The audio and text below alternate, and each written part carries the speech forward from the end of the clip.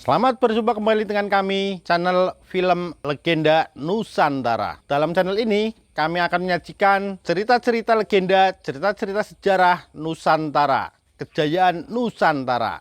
Semoga kita semua akan menyadari bahwa negara kita, Nusantara, adalah negara yang sangat luar biasa. Salam NKRI. Kidung Senja di Mataram bagian 73. Baru sekali ini mereka menonton pertandingan yang benar-benar hebat karena kemarin para lawan Malangkoro sama sekali tidak mampu mengimbangi kedikdayaan raksasa itu.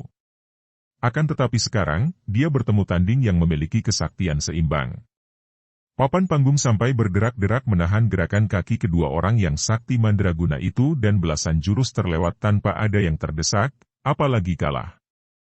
Malangkoro mampu membendung hujan serangan yang dilakukan Ki Sinduening karena kecepatannya itu dengan memutar kedua lengannya menjadi perisai tubuhnya. Para penabuh gamelan juga menabuh dengan gencar dan penuh semangat. Tentu saja mereka semua berpihak kepada Ki Sinduening. Tukang gendang menabuh gendangnya bertalu-talu dan jelas bahwa pukulan gendangnya mengikuti gerakan Ki Sinduening membuat Malangkoro merasa khawatir juga. Dia tidak pernah mampu memukul lawan, hampir tidak sempat memukul karena lawan demikian cepat gerakannya. Serangan lawan datang bertubi-tubi sehingga dialah yang harus sibuk menangkis dan mengelak, tidak sempat membalas.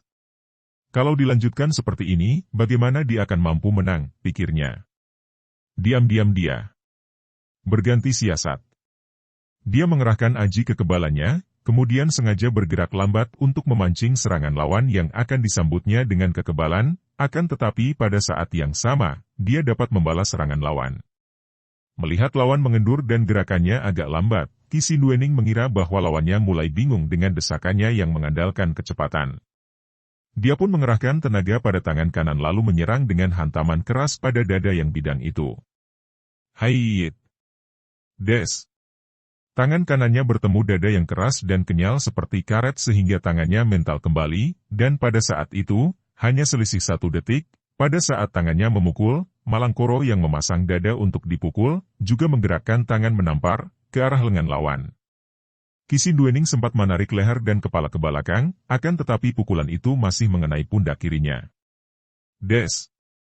2 pukulan itu datang dalam waktu hampir bersamaan, dan akhirnya, tubuh Malangkoro bergoyang-goyang, akan tetapi tubuh Ki Sinduening terhuyung ke belakang sampai 3 langkah. Mawarsih menahan jeritnya. Tahulah gadis ini bahwa dalam hal kekebalan, ayahnya kalah oleh raksasa itu. Bukan main. Padahal ayahnya memiliki kekebalan yang amat kuat. Pertandingan dilanjutkan dan agaknya Ki Sinduening juga merasa penasaran sekali. Dia mengerahkan seluruh tenaganya untuk memukul lagi, dan juga mengerahkan kekebalannya. Malangkoro menyambutnya seperti tadi, menerima pukulan dan membalas. Keduanya memang sama-sama kebal sehingga pukulan masing-masing tidak sampai merobohkan lawan. Akan tetapi jelas nampak bahwa Malangkoro lebih kuat. Pukulan Ki Sinduening hanya membuat dia goyah sedikit, sebaliknya, pukulannya membuat Ki Sinduening selalu tergetar dan terhuyung. Selain kalah tenaga, juga Ki Sinduening kalah dalam daya tahan dan pernapasannya karena usia. Maka, dalam pertandingan pukul-memukul yang membuat penonton melongo saking kagum dan membuat para penabuh gamelan semakin bersemangat itu, di mana dia harus mengerahkan seluruh tenaganya untuk melindungi tubuh dengan kekebalan, akhirnya Ki Sinduening kehabisan tenaga, sedangkan lawannya masih segar. Dengan tenaga yang dipusatkan kepada kedua tangannya, Ki Sinduening kini mengerahkan semua kekuatannya, menghantam ke arah dada Malangkoro sambil mengeluarkan bentakan nyaring. Hiat! Des!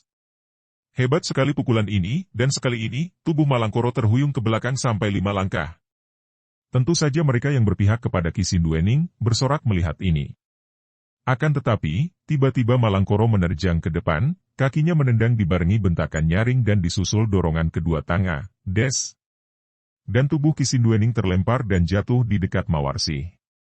Bapak! Mawarsih cepat menubruk ayahnya. Ki Sinduening tidak terluka parah. Hanya terengah-engah kehabisan napas dan tenaga dan membiarkan dirinya dipapah kembali ke tempat duduknya. Dengan sedih dia berbisik kepada putrinya. Mawar, dia terlalu tangguh. Aku tidak mampu menandinginya. Jangan khawatir, Bapak. Aku akan membujuk dia tidak melanjutkan kehendaknya memeristriku dan hanya mau menjadi Senopati Mataram. Kalau dia memaksa, akan kulawan sampai engkau tewas di atas panggung. Mawar, hanya itulah petunjuk dari Gusti, Bapa. Setelah berkata demikian, Mawarsi melompat ke atas panggung, disambut tepuk sorak para penonton. Dengan tubuh basah dan berkilauan karena keringat, Malangkoro berdiri menyambut datangnya Mawarsi dengan senyum lebar. Sepasang matanya bersinar-sinar ketika dia melihat gadis jelita yang berdiri dengan gagahnya di depannya itu. Mawarsi memang nampak gagah dan cantik jelita. Diajeng Mawarsi, tidak ada hal yang lebih memberatkan hatiku daripada harus bertanding melawan Paman Sinduening dan Andika. Oleh karena itu, lebih baik Andika mengalah dan aku akan meminangmu menjadi calon istriku, tanpa harus bertanding lagi. Malangkoro, jangan engkau mengira bahwa kemenanganmu ini sudah mutlak. Masih ada aku di sini yang akan menandingimu. Malangkoro, engkau memang cukup dikdaya dan patut untuk menjadi Senopati Mataram, akan tetapi untuk menjadi jodohku, terus terang saja aku tidak dapat menerimanya. Engkau bukan jodohku, dan aku tidak suka menjadi istrimu. Nah, kalau engkau mau melepaskan keinginanmu untuk memperistri aku, kita tidak perlu bertanding dan engkau kan menjadi Senopati. Ai, bagaimana mungkin begitu? Malangkoro memprotes. Aku memasuki sayembara ini justru karena ingin memperistrimu, Diajeng. Kalau engkau kukuh, aku akan menandingimu sampai aku mati di sini. Mawarsi berkata. Engkau atau aku yang akan menggeletak menjadi mayat di panggung ini. Pada saat itu terdengar suara dari bawah panggung. Tahan dulu. Mawarsi, ada aku yang akan mengikuti sayembara, belum saatnya putri yang disayembarakan maju sendiri. Dan seorang pemuda naik ke panggung itu melalui anak tangga, tidak meloncat seperti para peserta lain. Semua orang memandang, juga Mawarsi dan seketika wajah gadis ini berubah kemerahan. Kakang Aji. Tanpa disadarinya, seruan ini berhambur keluar dari mulut Mawarsi, dan langsung muncul dari lubuk hatinya. Pemuda itu menghadapi Mawarsi dan tersenyum. Peserta sayembara yang lain masih ada, mengapa Andika maju sendiri? Harap meninggalkan panggung dan biar aku yang menghadapi Rahwana ini. Mawarsi terbelalak. Rahwana? Rahwana atau Dasamuka adalah raja raksasa di Alengkadiraja, seorang raja besar yang sakti mandraguna dan angkara murka. Akan tetapi ia segera mengerti maksudnya dan wajahnya semakin merah. Tentu pemuda itu menganggap ia Dewi Sinta yang hendak diperistri raja raksasa Rahwana itu. Secara tidak langsung, ucapan itu merupakan pujian bagi dirinya yang dianggap Dewi Sinta. Kakang Aji, dia itu dikdaya sekali. Timbul kegelisahannya ketika ia teringat betapa Aji hanya seorang pemuda yang pemberani dan cerdik, akan tetapi tidak memiliki kedikdayaan sehingga kalau harus bertanding melawan Malangkoro, sama saja dengan membunuh diri. Akan tetapi di samping kekhawatirannya akan keselamatan pemuda itu, jantungnya tergetar hebat karena sukacita. Ternyata pemuda yang diharap-harapkannya itu benar-benar telah muncul dan hendak membelanya. Ki Sinduening juga berseri wajahnya ketika dia melihat pemuda itu, akan tetapi dia segera mengerutkan alisnya dan timbul kegelisahan hati yang sama dengan putrinya ketika dia teringat bahwa pemuda itu bukan seorang yang dikdaya.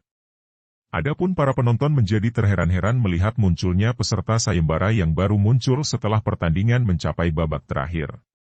Tidak ada di antara para penonton yang mengenal pemuda itu, akan tetapi melihat betapa Mawarsi bersikap akrab dan agaknya telah mengenal pemuda itu dengan baik, semua orang memandang penuh perhatian. Seorang pemuda yang masih muda, berusia 20-an tahun yang bertubuh sedang tegap, tidak membayangkan kekuatan, berkulit agak hitam manis, pakaiannya sederhana, namun wajah yang hitam manis itu tampan dan gagah, teruatam sekali mulutnya yang banyak senyum dan matanya yang kadang mencorong tajam. Mas Ayu, kata Banwaji dan mendengar sebutan ini, Mawarsi mengerutkan alisnya. Pemuda ini selalu merendahkan diri. Silakan Andika mundur, biar aku yang melayani raksasa ini. Biarpun ucapan itu lembut dan hormat, namun ada sesuatu dalam nada suaranya yang tak dapat dibantah. Mawarsi lalu mengundurkan diri, duduk di dekat ayahnya dan tanpa disadarinya, jari-jari tangannya menggenggam lengan ayahnya.